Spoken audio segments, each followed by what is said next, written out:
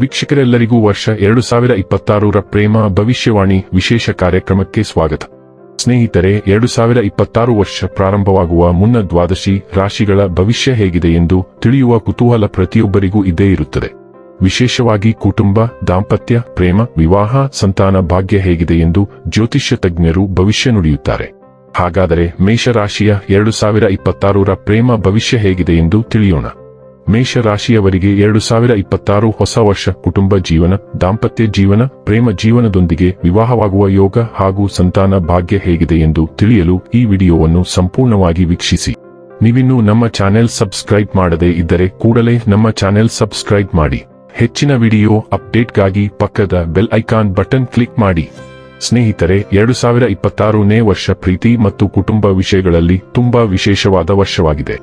ವರ್ಷದ ಆರಂಭದಲ್ಲಿ ನಿಮ್ಮ ಪ್ರೇಮ ಜೀವನದಲ್ಲಿ ಪ್ರಣಯ ಹೆಚ್ಚಾಗುತ್ತದೆ.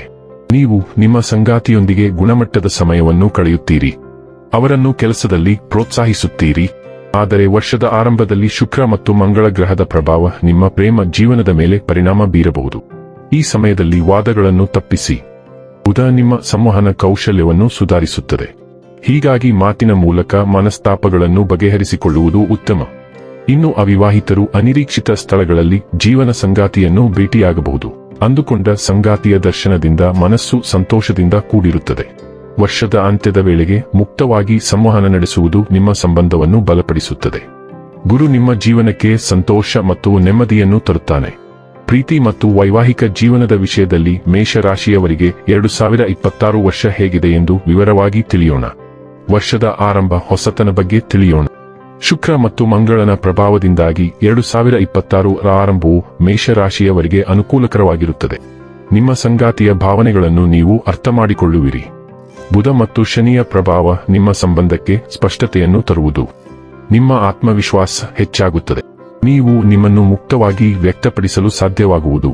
ಅವಿವಾಹಿತರು ಅನಿರೀಕ್ಷಿತವಾಗಿ ಮುಂದಿನ ಜೀವನ ಸಂಗಾತಿಯನ್ನು ಭೇಟಿಯಾಗಬಹುದು. ಇದು ನಿಮ್ಮ ಜೀವನಕ್ಕೆ ಹೊಸ ತಾಜಾತನವನ್ನು ತರಲಿದೆ. ಅಂತಿಯಾಗಿರುವ ಈ ರಾಶಿಯವರಿಗೆ ಪ್ರೀತಿ ಚಿಗುರೊಡೆಯುವ ಸಮಯವಾಗಿದೆ.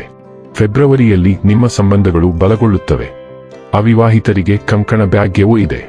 ಜೊತೆಗೆ ನವವಿವಾಹಿತರಿಗೆ ಹಾಗೂ ದೀರ್ಘಕಾಲದಿಂದ ಮಕ್ಕಳ ನಿರೀಕ್ಷೆಯಲ್ಲಿ ಇರುವವರಿಗೆ ಸಿಹಿ ಸುದ್ದಿಯೊಂದು ಕಾದಿದೆ. ಸಂಬಂಧಿಕರ ನಡುವೆ ಪ್ರೀತಿ ಬಲಗೊಂಡು ಮನೆಯಲ್ಲಿ ಶುಭ ಕಾರ್ಯಗಳನ್ನು ಆಯೋಜಿಸುವಿರಿ. ವರ್ಷದ ಮಧ್ಯಮಾರ್ಧ ಬಗ್ಗೆ ತಿಳಿಯೋಣ. ಮೇಷರಾಶಿಯವರು ಮಾರ್ಚ್ನಲ್ಲಿ ಕೋಪವನ್ನು ಸ್ವಲ್ಪ ನಿಯಂತ್ರಿಸಬೇಕು. ಯಾಕೆಂದರೆ ಇದು ನಿಮ್ಮ ಸಂಗಾತಿಯೊಂದಿಗೆ ಸಣ್ಣ ಪುಟ್ಟ ಘರ್ಷಣೆಗಳಿಗೆ ಕಾರಣವಾಗಲಿದೆ. ನೀವು ಸಂಗಾತಿಯ ಮೇಲೆ ಅತಿಯಾಗಿ ಅವಲಂಬಿತರಾಗುವುದನ್ನು ತಪ್ಪಿಸಬೇಕು. ಯಾಕೆಂದರೆ ಇದು ಸಂಘರ್ಷಕ್ಕೆ ಕಾರಣವಾಗಬಹುದು.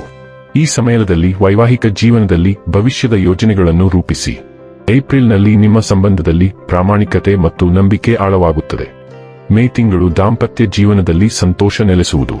ಇನ್ನು ಪ್ರೇಮಿಗಳ ಜೀವನ ನೆಮ್ಮದಿಯಿಂದ ಕೂಡಿರುತ್ತದೆ. ಜೂನ್ ಅಂತ್ಯವು ಕೆಲವು ಏರಿಳಿತಗಳೊಂದಿಗೆ ಮಿಶ್ರ ಫಲ ನೀಡಲಿದೆ.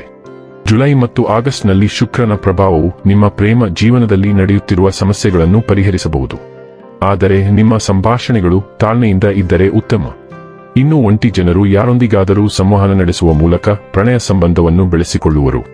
ವರ್ಷದ ಅಂತ್ಯ ಬಗ್ಗೆ ತಿಳಿಯೋಣ.